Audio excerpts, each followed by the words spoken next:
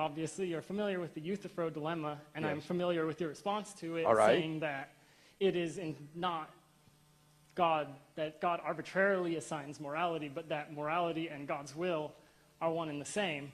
Yet I find that, I'm trying to say it quickly, yet to some extent I find that unsatisfying, because I can imagine possible worlds, say, where God's nature is totally different, where God likes rape, say.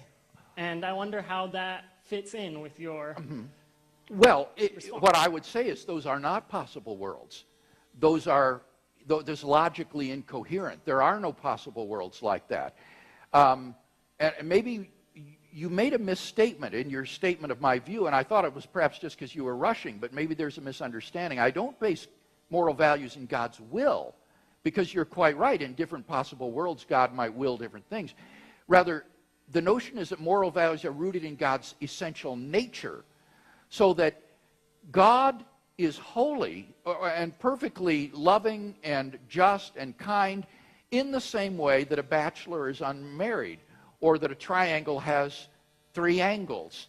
It's essential to his nature to have these properties. So there is no possible world in which God exists and God says that he likes rape or says cruelty is good. So I think it is a coherent view of God and of moral values.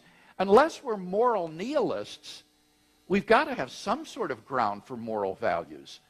So I can't think of any more plausible ground than to say that moral values are rooted in the nature of God himself, and his nature is essential, and so it couldn't have been otherwise in different worlds.